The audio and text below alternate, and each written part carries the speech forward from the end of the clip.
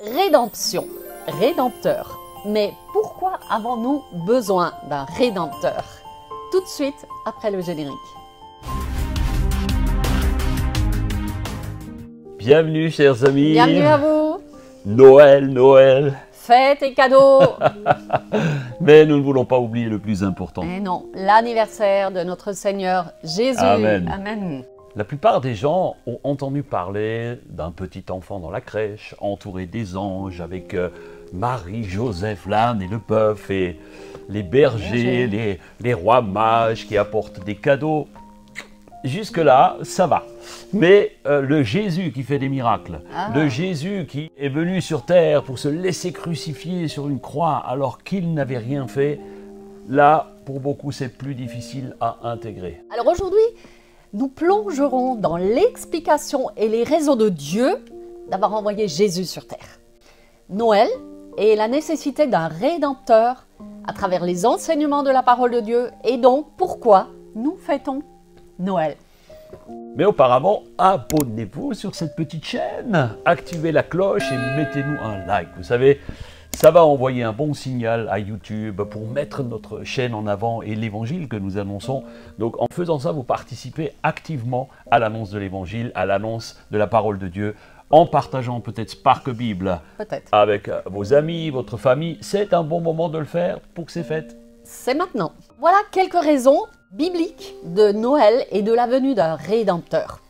Nous voulons nous assurer que Jésus a bien existé et qu'il est venu sur la terre. Alors nous lisons dans Luc 2,11, car aujourd'hui, dans la ville de David, il vous est né un sauveur, qui est le Christ, le Seigneur. Cela éclaire la première raison de la célébration de Noël. Ce n'est pas juste un bébé qui est né, mais la venue du Sauveur promis. Nous pouvons trouver cette promesse dans d'abord l'accomplissement des Écritures. Oui. Nous trouvons dans Matthieu, au 1er 22, « Cela arrive afin que s'accomplisse ce qui avait été annoncé par le Seigneur par la bouche du prophète. » Alors la naissance de Jésus n'est pas seulement un événement familial important, comme dans toutes les familles lorsqu'un enfant vient au monde, mais c'est aussi l'accomplissement de nombreuses prophéties anciennes. Alors voilà 3 versets très importants qui ont annoncé la venue du Seigneur et comment les choses se sont miraculeusement accomplies. Je vous invite à prendre des notes. Isaïe 7, verset 14. Il est écrit, c'est pourquoi le Seigneur lui-même vous donnera un signe. Voici la Vierge concevra et elle enfantera un fils et elle lui donnera le nom d'Emmanuel. On ne peut être plus clair, ça avait été dit et écrit 700 ans auparavant. Michée 5, verset 2 nous dit, et toi Bethléem, Ephrata, petite entre les milliers de Juda, de toi sortira pour moi celui qui dominera sur Israël et dont l'origine remonte aux temps anciens, au jour de l'éternité. Dans Ésaïe 9,6, il est dit « Car un enfant nous est né, un fils nous est donné, et la domination repose sur ses épaules. On l'appellera admirable, conseiller, Dieu puissant, Père éternel, prince de la paix. » Voici une autre raison de la venue du Rédempteur. C'est que l'amour de Dieu a été manifesté. La parole qui s'est faite chair, dans Jean 3,16, nous rappelle « Car Dieu a tant aimé le monde, qu'il a donné son Fils unique, afin que quiconque croit en lui ne périsse pas, mais qu'il ait la vie éternelle. » Noël témoigne de l'amour surnaturel de Dieu, manifesté à travers le don de Jésus. La 4e raison de sa venue, c'est pour amener la lumière, là où il y a des ténèbres. Le prophète Ésaïe, au chapitre 9, verset 1er, prophétisera ceci. Le peuple qui marchait sur les ténèbres voit une grande lumière. Sur ceux qui habitaient le pays de l'ombre de la mort, une lumière resplendit. Amen. Alors Noël apporte la lumière du salut au milieu des ténèbres. C'est pourquoi Jésus dira « Vous êtes la lumière du monde ». 5e raison de vivre Noël, c'est qu'il nous annonce une bonne nouvelle pour tous. Luc 2,10 dira « Et l'ange leur dit « N'ayez pas peur ». Car je vous annonce une bonne nouvelle qui sera pour tout le peuple le sujet d'une grande joie. La naissance de Jésus apporte une bonne nouvelle de joie pour tous, pour toi, pour moi, pour nous tous. C'est une grâce. Dites-nous en commentaire, en bas, juste en dessous, si vous aussi vous fêtez Noël et ce que ça signifie pour vous et votre famille. Mettez-nous-le en commentaire. Nous avons vu les raisons et motivations de Dieu nous concernant, mais certainement il y en a d'autres. Alors maintenant, en ce qui nous concerne, pourquoi avons-nous besoin d'un rédempteur? Le terme rédempteur signifie celui qui rachète ou libère quelqu'un par le paiement d'une rançon. Alors nous en avons tous besoin. Pour la première raison, c'est à cause de notre nature pécheresse depuis la création. Romains 3, 23 souligne « Car tous ont péché et sont privés de la gloire de Dieu ».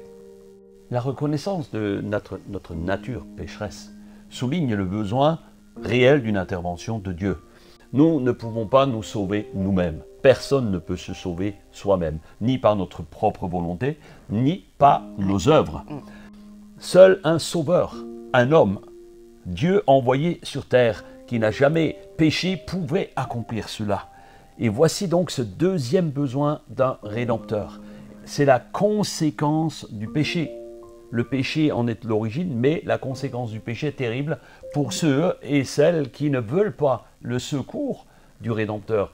Romains 6, 23 nous le rappelle, car le salaire du péché, c'est la mort, mais le don gratuit de Dieu, c'est la vie éternelle en Jésus-Christ, notre Seigneur. Le péché a des conséquences sévères, c'est la mort et l'enfer. Mais la bonne nouvelle, la rédemption par Jésus offre le don de la vie éternelle. Dieu nous offre donc une solution.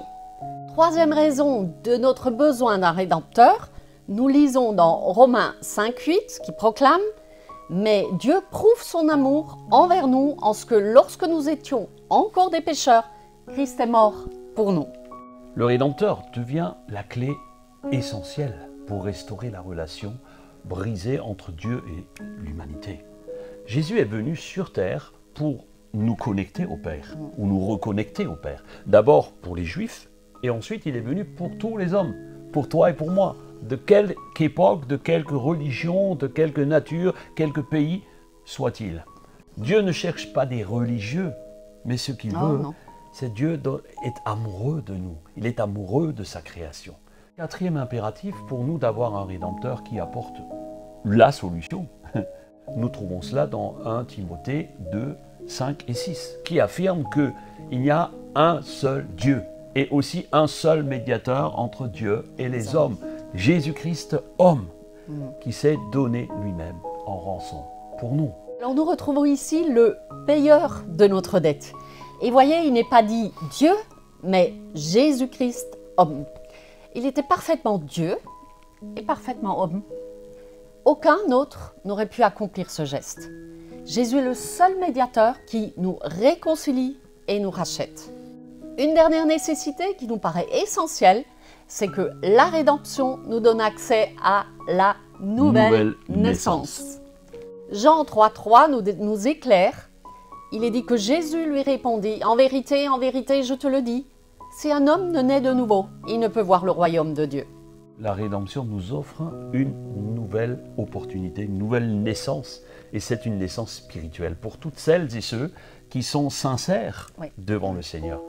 Alors en conclusion, chers amis, Noël, lorsqu'il est célébré avec compréhension, avec une compréhension profonde, lorsque les enseignements bibliques sont annoncés, qu'ils sont compris, devient réellement un temps significatif pour méditer premièrement sur cette grâce merveilleuse de Dieu.